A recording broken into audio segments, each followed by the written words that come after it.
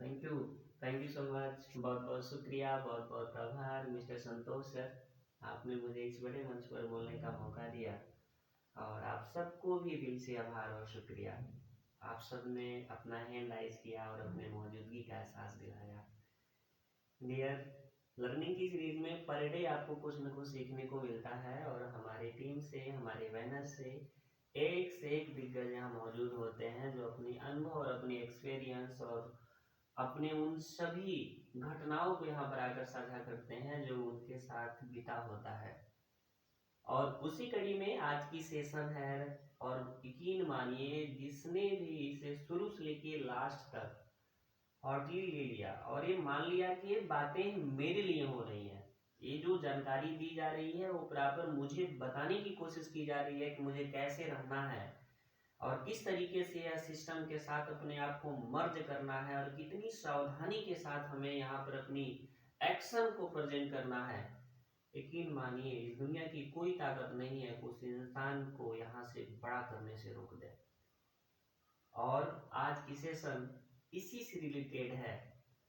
कुछ हम बेसिक से लेकर एडवांस लेवल तक गहराई में अपने आप को उतार कर जानने की कोशिश करेंगे कि हमें यहाँ पर किस तरीके से, किस वे में और किस लेवल पे अपने आप को उतारा जाए और किस तरीके से अपने आप को काम के प्रति, अपने लोगों को लेकर के एक सुडुलमय तरीके से अपने आप को एक फील्ड में बड़े लीडर की उपाधि लेने के लिए अपने आप को ऐसे इस वे में उतार कर काम किया जाए जहां पर हम एक मिसाल बन सकें। तो आई होप आप सब भी बहुत एक्साइटेड होंगे, मैं खुद हूँ क्योंकि मेरी सामने की घटना है। मैं गूगल मीटिंग में गया हुआ था और मेरी मीटिंग खत्म हुई और कुछ टॉप लीडरों के साथ हम लोग एक रेस्टोरेंट में गए और ऐसे ही कुछ नाश्ता हो रहा था तो कोई बड़े क्लोजली पर्सन मिले डीके मिश्रा सर से और उन्होंने कहा ये क्या है, आप लोग देखते हैं हमेशा आते रहते हैं। तो उन्होंने कहा क्रिप्टो करेंसी जानते हैं। वो बंदा चेयर से खड़ा हो गया और बोला बस एको शब्द आगे मत बोलिएगा।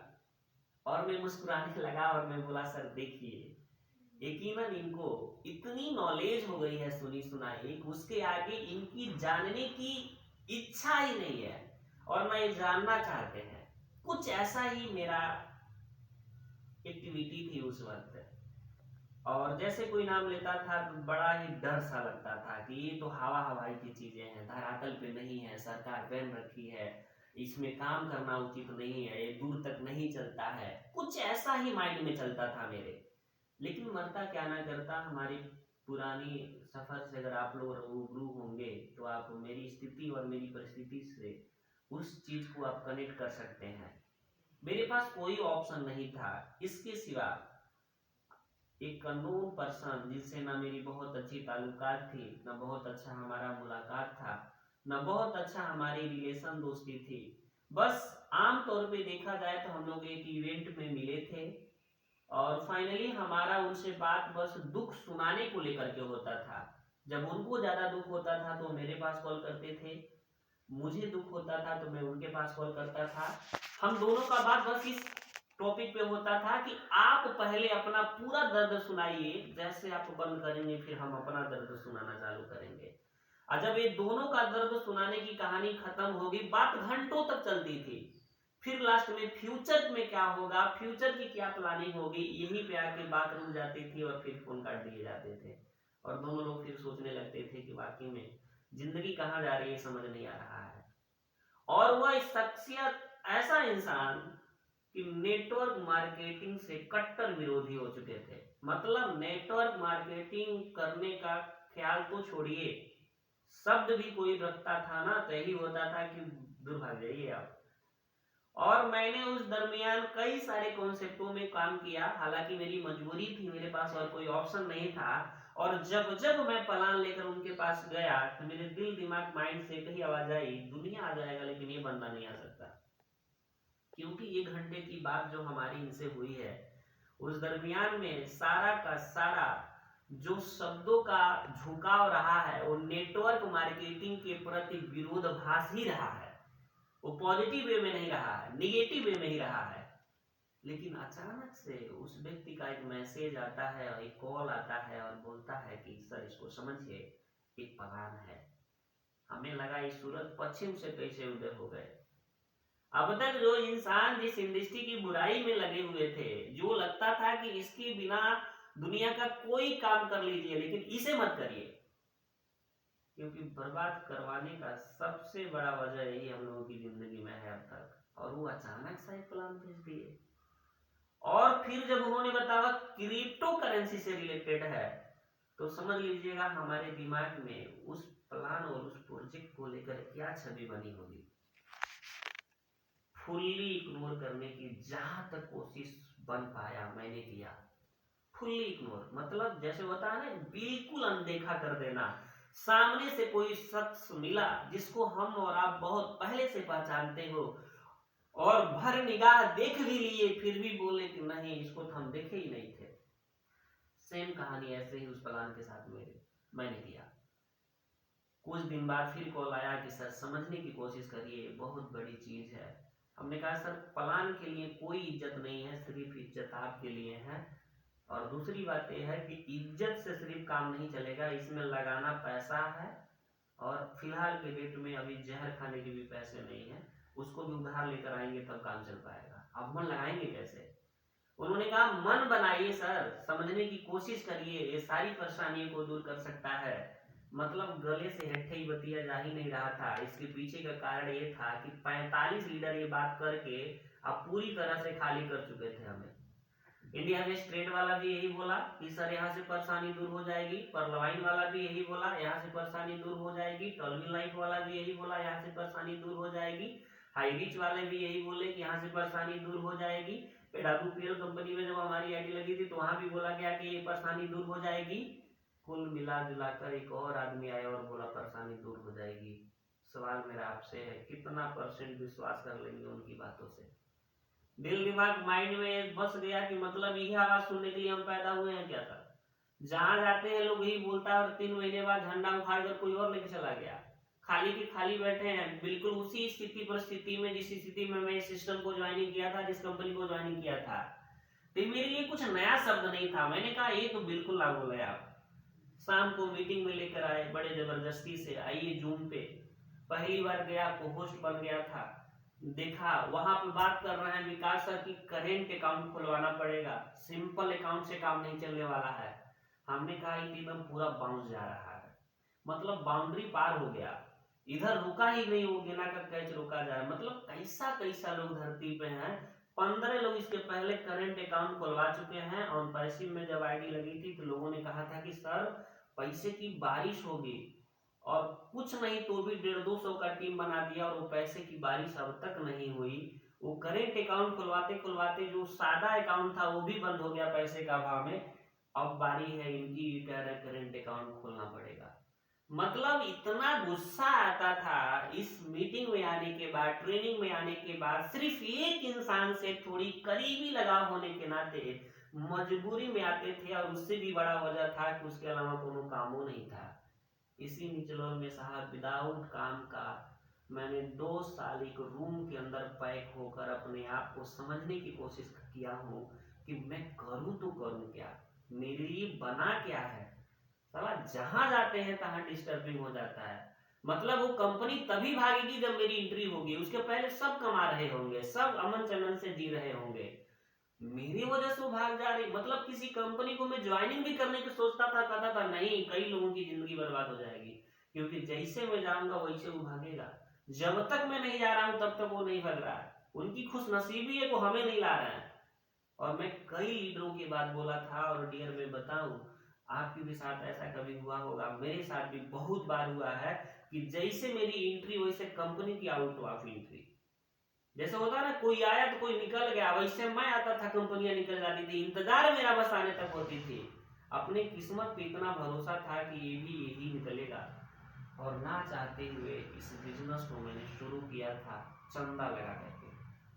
शुक्रिया अदा है मेरे टपलाइनों का, जिन्होंने उस वक्त मेरे हुनर और मेरी क्वालिटी को समझा, और अपने योगदान से मेरी आईडी को लगाया, और फिर सफर शुरुआत हुई एक नई दुनिया की। बिल्कुल अनजान से था एक जीवन। मतलब ऐसा लगता था ना सर कि साला किसका श्राप सा लग गया है कि जीवन एकदम खत्म सी हो रही है। ग्लेज में जब कमाने की बारी आई तो साइकिल लेके दिल्ली से घर आना पड़ा। तब तक नहीं वो सिस्टम, वो सिचुएशन, वो लॉकडाउन, वो प्रॉब्लम आया था जब तक संघर्ष चल रहे थे। जैसे कमाने की बारी आई तब तक लॉकडाउन लग गया। अब समझ नहीं आ रहा था कि हो क्या रहा है। जैसे पढ़ने की स्थितियां ठीक ठाक हुई, नौकरी की तलाश में गए, पता चला अनजाने अनजाने में नेटवर्क मार्केटिंग मिल गया। और जब ये समझ में आया तो दुनिया की कोई चीजें समझ में नहीं आ रहा था। अब यही समझ में आ गया था कि लग रहा है कि पूरा जीवन ऐसे ही बीतेगा और फिर कुछ होने वाला नहीं है लाइफ में।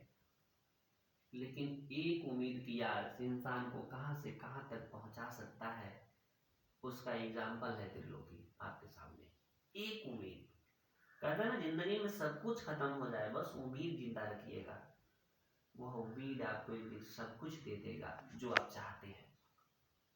मैं उसका एग्जाम्पल हूँ साहब आपके सामने। और जितने लोग आज हताश, निराश, मायूस होकर अपने आप को कोसने में लगे हैं ना, आप एक पहले प्राणी नहीं है, आपसे पहले कुछ गुजर चुका है हमारे साथ। ये जो अचीवर आपके सामने दिख रहे हैं बड़े बड़े ना, ये ऐसे नहीं बने हैं साहब। उन्होंने उस परिस्थिति को गले लगा के स्वागत किया है। आप इकलौते नमूने नहीं है, उस नमूने पीस में हमारा भी कहीं स्थान रहा है कभी। थोड़ा समझने की कोशिश करिएगा। जैसे मैंने इस सिस्टम को शुरुआत किया तो सारी की सारी बातें हमें यहाँ का झूठी नजर आती थी।